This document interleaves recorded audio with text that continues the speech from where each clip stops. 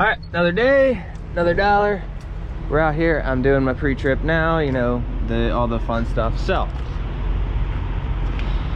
let's go out here to the light. There's a fuel stop down the road that's like $2.62 per gallon, which is insanely cheap out here.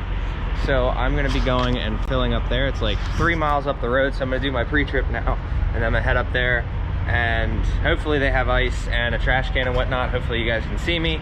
So let's go fill up. We're about 9 minutes away. Let's make some money today. All right guys, we're moving.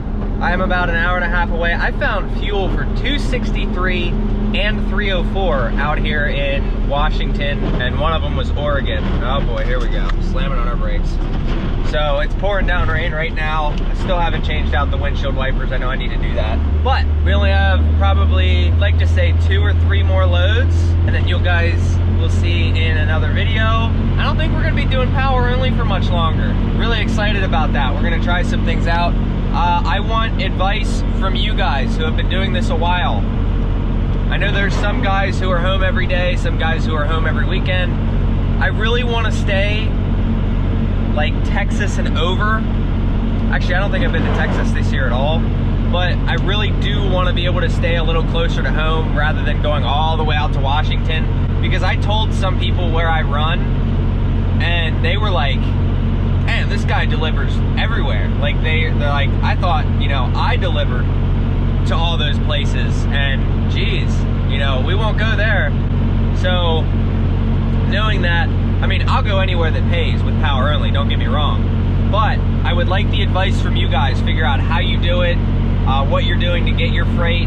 Also, if this is information you guys don't mind me putting out to the public to help other people out, that's basically the goal here. As you guys know, I'm trying, you know, try to help everybody as much as possible. Avoid having people take cheap freight.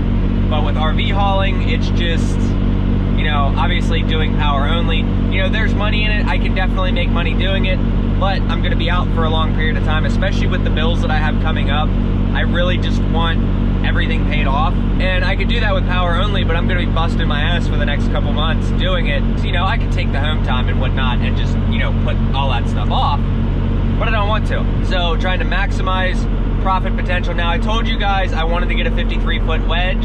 I do want to try, especially with fuel prices, I do want to try the flatbed first, just to see if I like it, because I understand I'll also get better fuel economy with a flatbed as opposed to a wedge trailer. So with the way fuel prices are going, I wouldn't mind going with a flatbed, but I want to try it first. If I do like it, we'll get a 40-footer. If I don't like it, I'll get a 53-foot wedge, but I want to try it. So that way I can give my honest opinions on it, as opposed to just going out buying a 53-footer and being like, oh, hey, this doesn't work out for me. I saw a second gen today pulling a triaxle 53-footer, and I'm like, well, if a second gen can do it, this truck can definitely do it, but I wouldn't mind saving a little bit on fuel too. So I'm gonna show you guys when we get to drop off, and then we are headed down to Oregon to go pick another one up, going back to Colorado. So not too bad, just enough to keep working, and then we had another one from Colorado to Oregon. I don't really want to do that. I really want to head over to Minnesota so I can get my fuel tank and get my drive shaft, and then head over to Indiana so I can get a new set of tires. Okay guys, so we're almost here. We got like a minute away. So unfortunately, lost the thing to go in the camera mount up there. I am gonna start using the headpiece at some point, but watch this left-handed shift. There we go, left-handed shift, no clutch, there we go. So half a mile away. Can't wait to drop this thing, get some money in our pocket. We'll start heading down to Oregon and then back to Colorado. Then I just had a deer run out in front of me. All right, so I'm loving this 4-low because I can like literally easy going through everything. So we're gonna follow him now and get this thing dropped. He said it's gonna be a little bit of a maneuver. Yo, I love this. I'm in 3rd gear right now, just cruising at 4 miles an hour at like 1200 or 1100 RPM. So I like not having the front axle shafts in. I would like it more with the manual locking hubs, because then I can at least have the 4-wheel drive. But for backing in some of these places, I love this. I can use 4-low on pavement. Yo, look at where like some of these end up. Like, I don't even know how you'd get that one in that area. Like, this is just kind of neat. Like, they got that one stuffed there. I don't know how you get some of these in here. Like that one there, that's physically impossible to pull that in with a truck. It's getting tight. It's getting real tight. Like, look at that. Like, this is just tight. SD card error came up earlier for some reason, but yeah, there was a super steep hill, S-turn. Man, this should not be back here. Oof. Up a little bit for you. All right, so I basically just want to, for my records, keep this all this will be fun. We'll get it one way or the other. We're gonna get it. So down here, it's kind of like map it all out. So you said there was like stumps. I see some things in there. I mean, for the most part, it's not as bad as... This has been a nightmare. We have been at this for an hour and a half now. It's tight. It is very tight. I've actually unhooked and rehooked at a different position to get it, and we finally got it. Like, this is... If I say something's difficult, it's difficult. Here's about where we're at.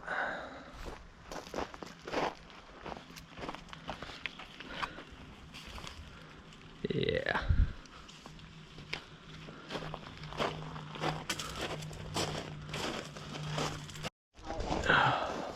There she is. We're beached.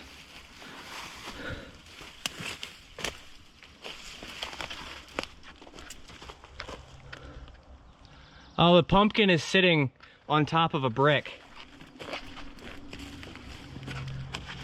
Literally sitting on top of a brick. Wow. Rip the mud flap off, so I just put that back on.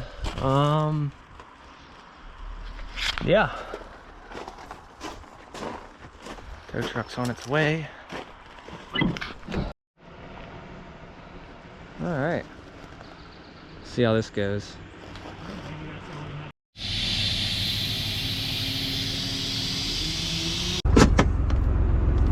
All right, he's gonna pull us out. Let's see. We're up against the tree up here, so as you guys saw, just gonna watch that tree.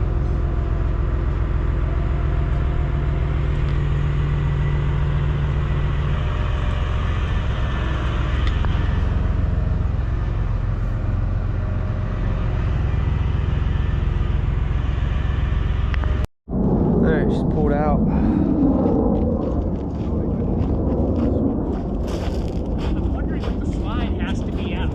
No. No? No. The steps are down. Could that be a problem? It's thinking. No. Alright, so they gave me a healthy tip on that one for dealing with all that stuff and calling the tow truck and whatnot. The tow truck was like 200 bucks. They pay for that, not me. So we got a trailer here.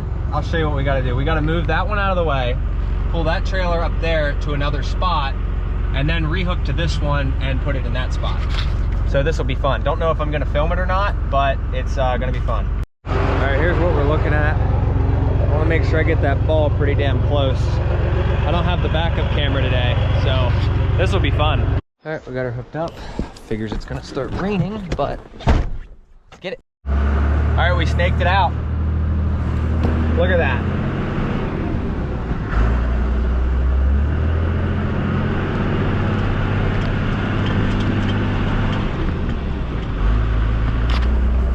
Shifting through 4 low. So basically, this is tight.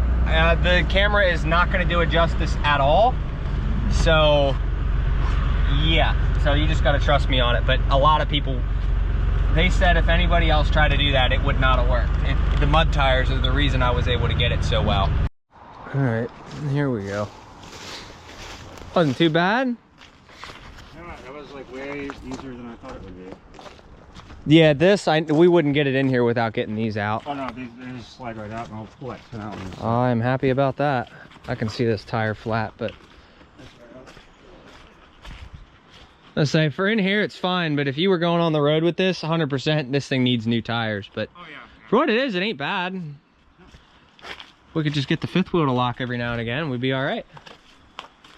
So I told him, once these are moved, I'm gonna pull in, turn it in, and then go back out, and then straight shot. So. All right, we got it dropped. That's one done. Now we got to go pick up the second one. I think the second one's going to be a pain, but there it is. So, making money today. They gave me a healthy tip for dropping that one earlier that took about 2 hours. So, I'm good with that. All right, here's the room we got. I think we'll pull up here. Oh, man.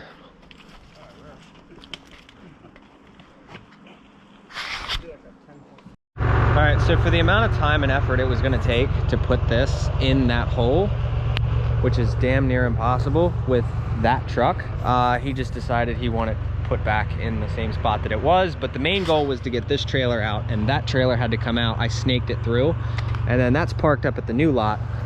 So that's basically how we did it. So we got the goal accomplished. Made a couple $100 extra just doing it, just moving stuff around the lot, and there you go.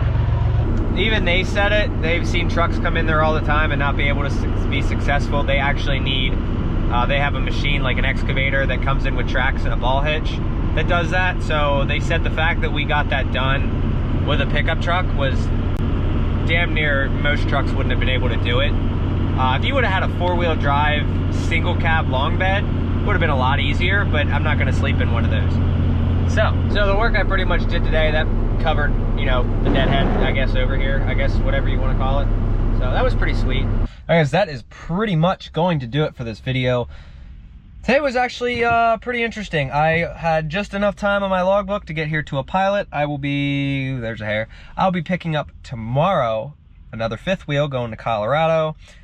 Dispatch wanted to send me back to Oregon. I'm like, I kind of want to make my way east. I can't wait to pick up the new trailer because a lot of you guys have told me that it's easier to stay on the east. If you guys, like I said, give me some advice on that. I want to know how you guys are doing it.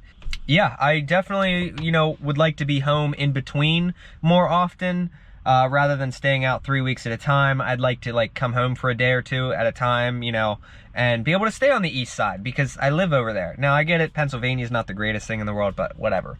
So I hope you guys enjoyed this video. If you did, please like, share, subscribe, do your thing. Let's get to 6,000 subscribers by, can we do it by the end of the month? It's the 24th right now. Can we do it by the end of the month? Let's see, 6,000 subscribers by the 1st. Let's do this. Have a good one, safe travels, keep a positive attitude. See you later.